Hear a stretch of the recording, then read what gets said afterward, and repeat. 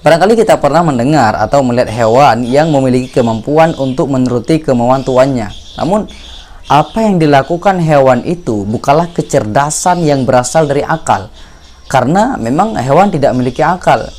Jika kecerdasan hewan yang menuruti kemauan tuannya itu bukan berasal dari akal pikirannya, lantas berasal dari mana? Assalamualaikum warahmatullahi wabarakatuh. Ketemu lagi dengan saya Bukhari di channel Bukhari Adam. Apa kabar teman semuanya? Semoga sehat selalu, rezeki lancar, dan tetap semangat.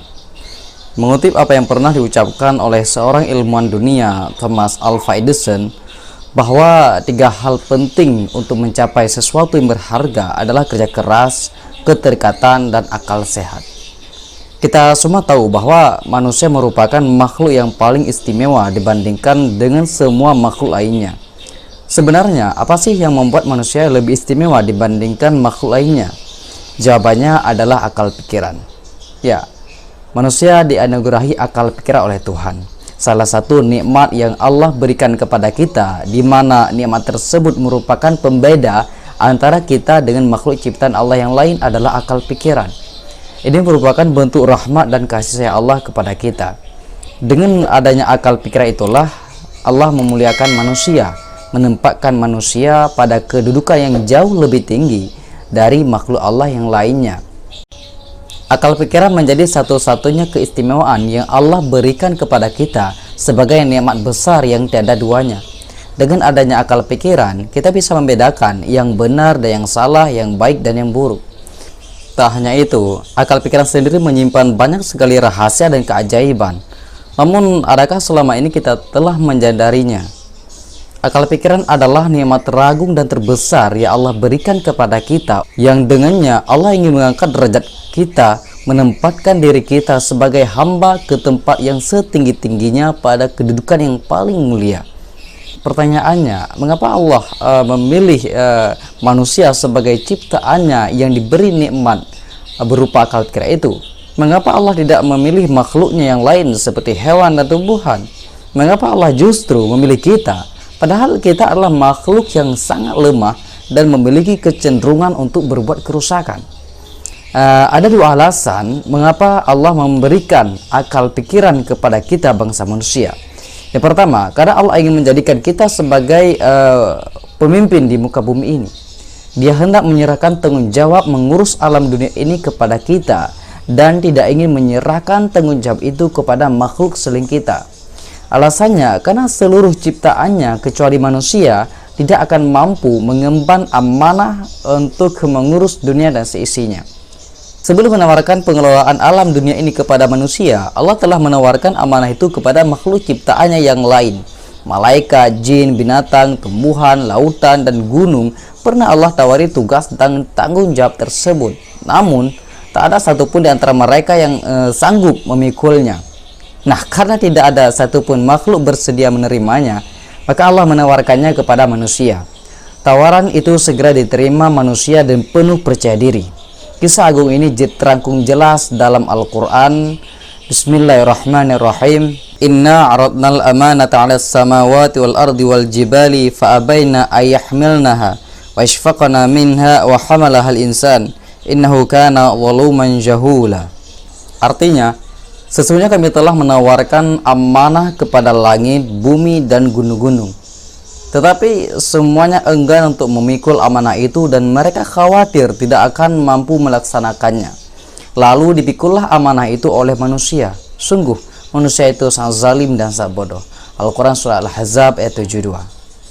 Dari di atas kita tahu bahwa semua makhluk di langit dan di bumi selain manusia tidak bersedia menerima tawaran Allah untuk mengurus bumi seisinya, karena khawatir tidak akan mampu melaksanakannya. Karena tidak ada satupun ciptaannya yang sanggup memikul amanah itu, maka Allah menawarkan kepada manusia. Meskipun Allah tahu bahwa manusia adalah makhluknya yang paling zalim, tetapi dia tetap mempercayakan tugas mengatur dan mengelola bumi ini di tangan manusia. Allah percaya hanya di tangan manusialah peradaban di bumi akan berjalan dengan baik sesuai dengan misi besarnya. Demikianlah Allah menyerahkan tugas dan tanggung jawab mengurus bumi kepada manusia.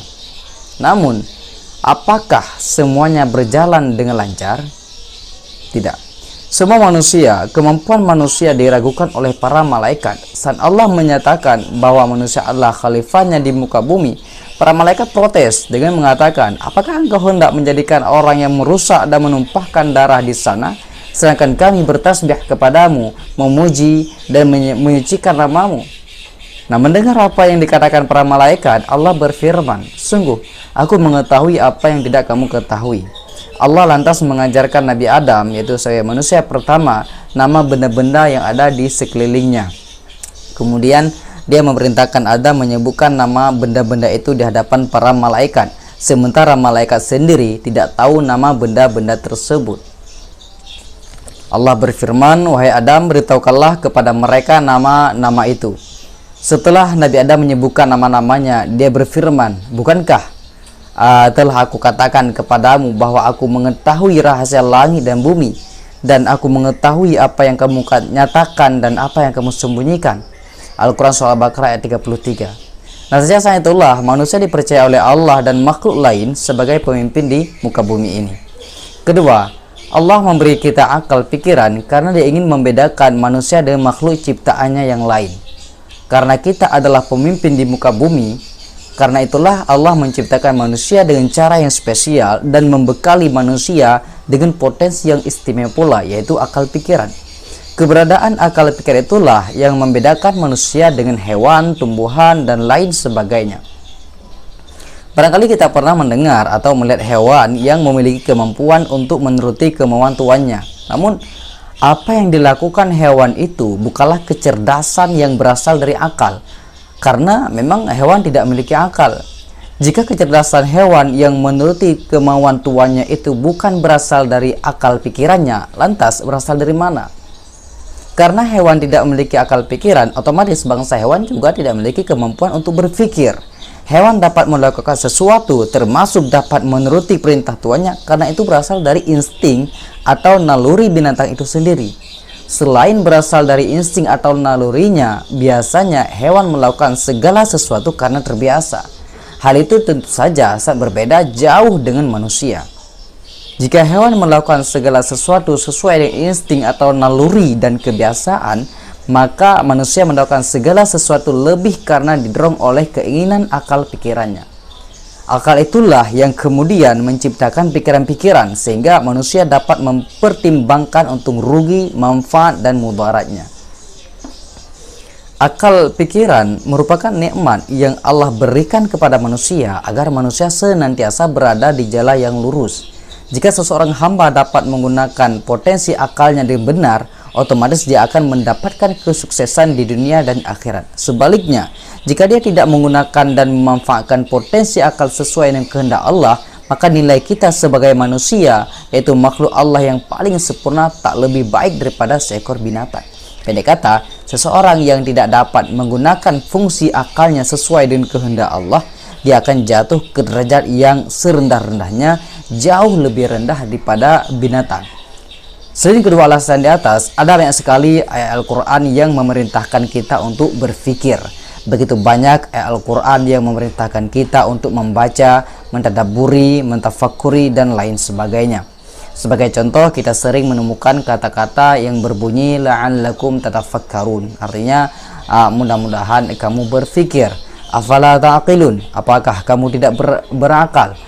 Atau afala yatadabbaruna al-Quran, apakah mereka tidak mentadabburi ataupun merenungi isi kandungan Al-Quran?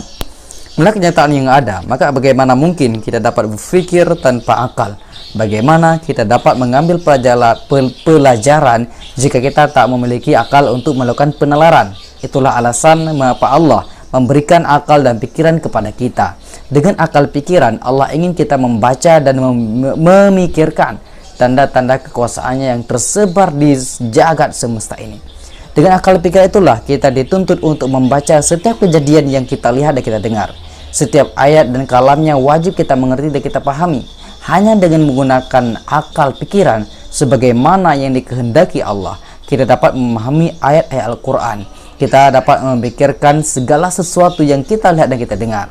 Akal pikiran itulah yang akan menuntun kita untuk memahami ilmunya, menghayati setiap kejadian demi kejadian di lingkungan sekitar kita, hingga menuntun kita untuk memberikan penilaian, sehingga kita dapat mengambil hikmah dan pelajaran. Pada akhirnya kita berharap bahwa potensi yang kita miliki ini dapat kita gunakan dengan sebaik-baiknya untuk memberikan manfaat kepada diri kita sendiri, juga manfaat kepada orang lain. Kita harus mampu mengoptimalkan akal yang kita miliki ini untuk segala sesuatu yang kiranya bisa memberikan kontribusi untuk orang di sekeliling kita. Baik teman-teman, barangkali itu saja. Terima kasih kepada sahabat yang telah membantu channel ini dengan subscribe-nya. Begitu juga kami berharap kepada teman yang belum subscribe untuk membantu channel ini dengan cara subscribe agar channel ini terus berkembang, sehingga kita bisa saling berbagi, saling sharing hal-hal yang bermanfaat bagi kita. Oke teman-teman, see you next time. Assalamualaikum warahmatullahi wabarakatuh.